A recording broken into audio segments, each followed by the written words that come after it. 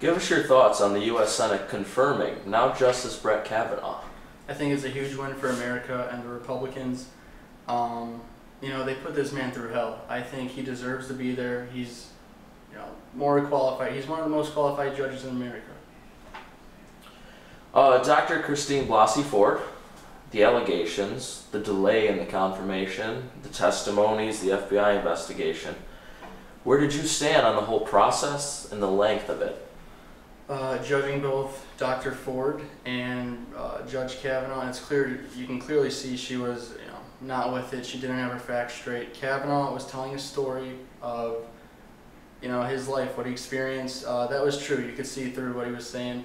Dr. Ford, clearly, I'm not going to call her a liar, but her story was just not straight. None of her facts checked out. They brought up 10 people. The FBI talked to 10 people that were on her list. They all said Kavanaugh wasn't there. So. But Justice Kavanaugh was confirmed by a vote of 50 to 48. Manchin of West Virginia and Murkowski of Alaska, the only two that didn't vote down party line. Does that give the American people an indication of the current political climate and sort of the divide we face as a country? Well, there's definitely a divide in America nowadays.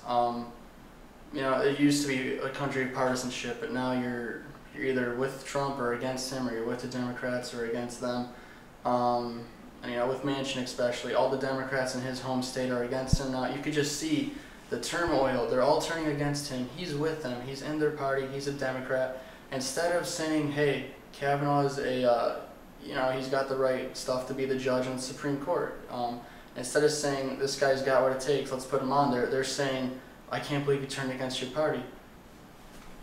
That's good. And judging on the Democrats, Hillary Clinton said, I'm quoting her now, "You cannot be civil with a political party that wants to destroy what you stand for, what you care about." End quote. Eric Holder also revised Michelle Obama's quote. "When they go low, we go high," Michelle said. Eric Holder earlier this week said, "When they go low, we kick them." Why are those Democrats that we speak of calling for physical violence? Well, you can't beat us in the polls, I guess. They're just left to beat us in the street, right?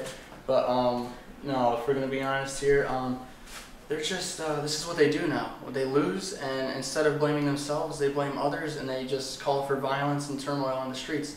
Look at Antifa, the Me Too movement. They're taking over the streets, blocking highways, breaking into small businesses. It's ridiculous what they're doing. The Democrats have become the party of violence and nonpartisanship. That being said, the midterms less than a month away. Does the confirmation of Kavanaugh help or weaken the Republicans' chances of holding both houses? So ever since Trump was elected in 2016, Trump really changed the political climate by bringing Republicans together. And then, it's 2 years later, Republicans are still with Trump, and then the Kavanaugh issue is raised. And we could really see the divide in American politics and where each party stands. And after seeing the stuff the Democrats are trying to pull with Ford and, putting a bad name on a good guy, Brett Kavanaugh, you could just see Republicans are coming together. We have less than a month until the midterms, and we will definitely see a red wave coming. I predict one of the biggest red waves we'll have in this nation's history. Thanks, buddy. Thank you. All right, Professor, give us your thoughts on the U.S. Senate confirming now Justice Brett Kavanaugh. Well, I'm a little bit disappointed, not necessarily because of what you see in the press and all the hubbub about his testimony, but I think the real issue behind all the ancillary stuff that came up was basically his positions on a whole host of social issues, gender issues, economic issues, and I think people are just upset at that. Playing on that, Dr. Christine Blasey Ford, allegations, delay in the confirmation, the testimonies, the FBI investigation. Where did you stand on the whole process and the length of it all? Well, I think it was obvious that and I am a liberal, but I think the Democrats intentionally wanted to draw this out because of the points that I brought up earlier. But I think there was some truth attached to her testimony as well, given her position and her, I'm trying to think of the word that I want, notoriety or reputation is the word I'm looking for. Given her reputation, why would she put that in jeopardy, just making something up? So I do believe that there is some substance to the stuff that she said. I also believe that it was a last-ditch effort to derail the nomination because of the objections of a large number of Americans to the policies that he has. So with the American people, I say Justice Kavanaugh was confirmed by a vote of 50 to 48.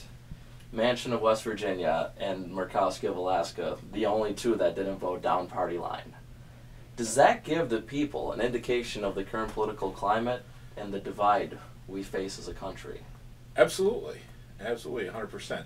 I mean, you have people with different sets of values. I mean, there are some folks in the Congress that are looking at pure politics in terms of prolonging their careers and so on, and maybe some of those are legitimate from the perspective that they feel if they don't get elected, they can't really do the work of the people, and yet they're willing to sell their souls sometimes to get elected.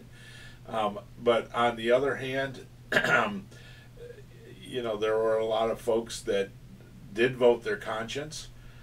So it's a mess. I would characterize it as a real mess right now. You've got a hodgepodge of different rationales for why people are doing things in different positions, and it comes down to individuals.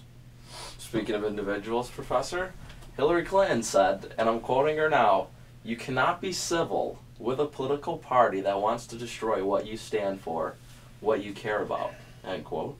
Eric Holder also revised Michelle Obama's famous quote, "When they go low, we go high." He said, "When they go low, we kick them." Why are these high-profile individuals calling for physical violence? Well, I think it's just a level of frustration, whether they really mean what they say. I mean, you can go with any politician, starting right at the top with the president. I mean, some of the things that he says, and he comes out the very 5 minutes later and says, "Well, I didn't really mean what I said." Well, come on, But coming back to the point, I sometimes have this perspective of the one thing that I can't tolerate is intolerance. Okay? Now that's kind of, doesn't make a lot of sense maybe, okay, that I tolerate everything but people who are intolerant. And I'm kind of a passionate guy, but I'm also pretty easygoing. And yet I get really levels of frustration sometimes that just drives me to the point that I'd like to pick a baseball bat up, I don't do that, but I think that's indicative of some of the comments that you're hearing, that people just get to a level of frustration and they say things, that maybe they're feeling. I don't think a lot of them would act on it, but that's where we are in society. Judging by the positions they hold, though, do you think they should be more careful with what they say? It could very well entice violence. Well, again, taking a look at the president's lead, okay? When he was running for office, I've been following politics since I was in high school. I've always been, passionate about politics, and never before have I ever seen a president in front of an audience running for an office to say, "Get that guy." He said so many things that are directly inciting people to take physical action against. I mean, he said that. And even the comments that he made about, the graphic comments that he's made about women, grab them by the, there's so many things in his repertoire, and I think people are just stooping to his level. I mean, he's gotten to a point where it's like a barroom brawl, and it's unfortunate. So both sides are to blame. Oh, sure. Both sides. But we're all human. We're all human. That's true. So. Very true. Midterms are less than a month away now. Does the Kavanaugh confirmation help or weaken Republicans' chances of holding both houses? I think ultimately, I don't think the Kavanaugh confirmation in and of itself is going to have any impact at all. I think it's just going to cement what was already there, and that was, first of all, the